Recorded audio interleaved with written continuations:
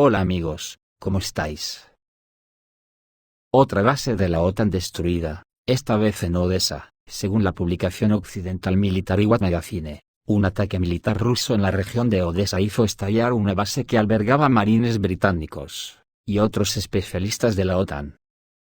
Es interesante que la publicación indique directamente la participación activa de asesores occidentales, logísticos, combatientes y especialistas que manejan equipo militar de la OTAN, en las hostilidades desde el comienzo de la operación especial.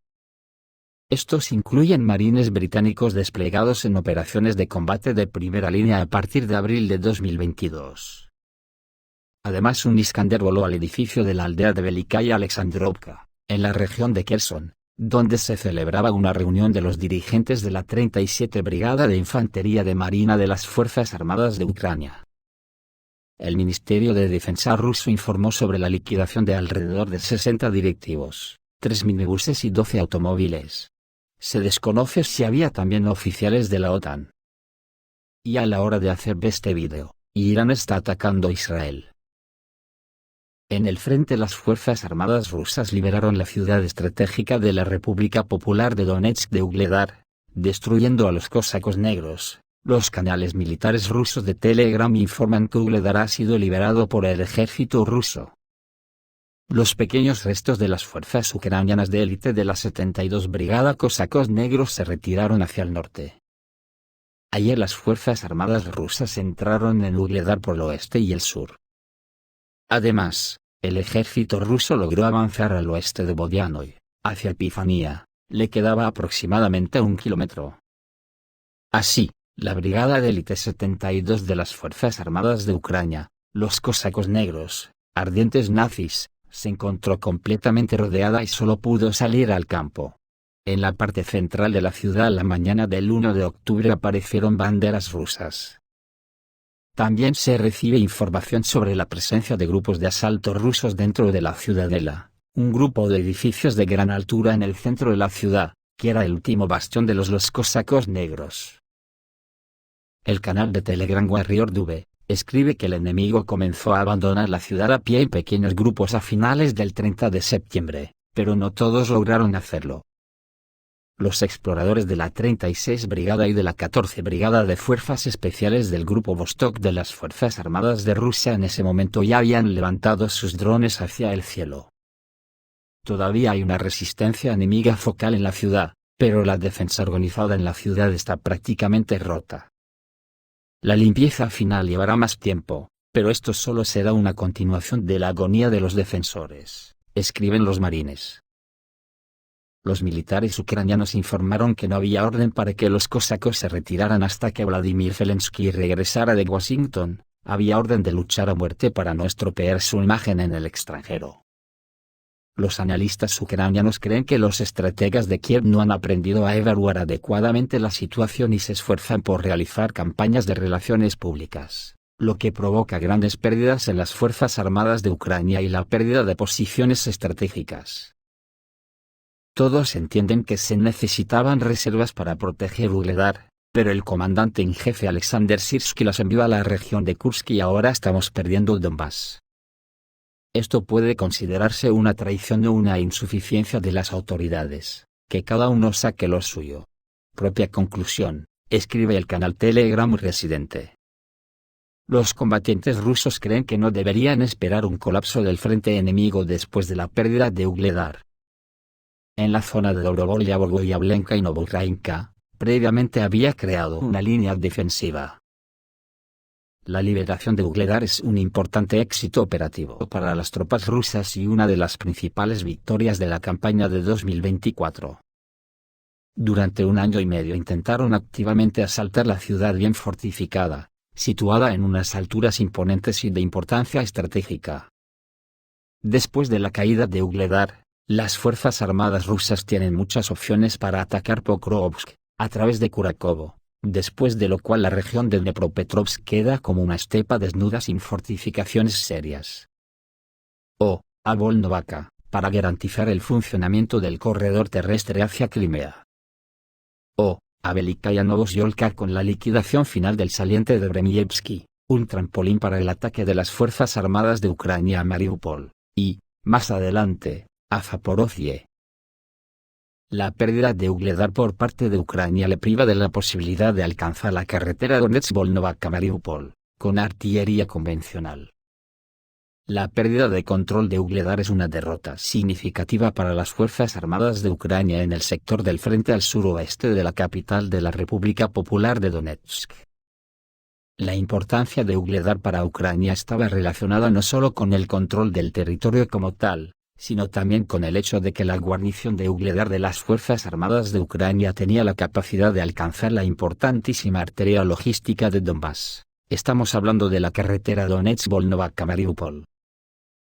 Desde las afueras del este de Ugledar hasta esta carretera, la distancia más corta es de menos de 25 kilómetros. En consecuencia, el ejército ucraniano no podría utilizar artillería para atacar a los vehículos que circulan por esta carretera. Además, la importancia de Ugledar para Ucrania se debió al hecho de que es una altura dominante en un área bastante grande.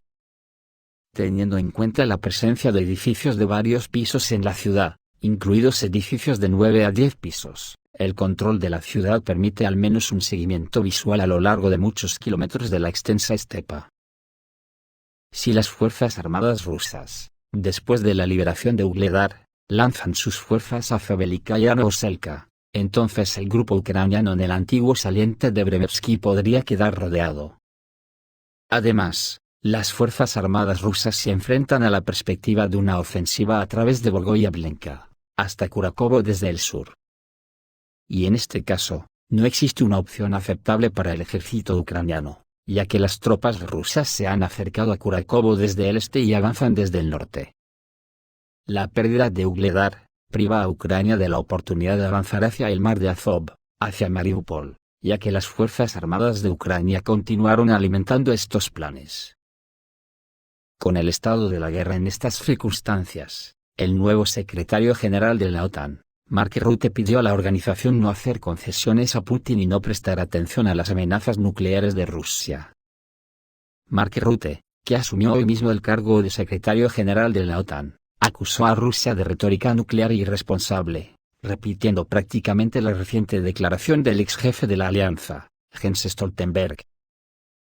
En su primera conferencia de prensa como secretario general, Rutte dijo que la OTAN supuestamente escucha amenazas regulares del Kremlin, incluido el uso de armas nucleares, si Occidente cruza las líneas rojas establecidas por Moscú. Sin embargo, según él, no es necesario prestarles atención, ya que no existe ninguna amenaza de uso de armas nucleares. Calificó la retórica de las autoridades rusas de imprudente e irresponsable.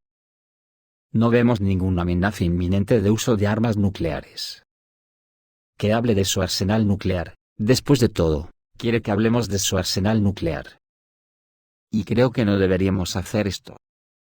Necesitamos centrarnos en el hecho de que no existe ninguna amenaza de que se utilicen armas nucleares en este momento, dijo Rutte, llamando a no hacer concesiones a Putin, ya que, habiendo cedido ahora, Occidente seguirá cediendo.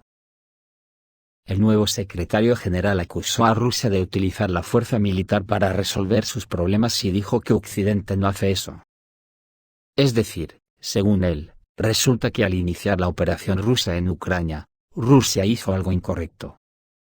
¿Significa esta afirmación que Rutte también tiene una actitud negativa hacia el uso de la fuerza militar por parte de Israel contra otros países, o es diferente?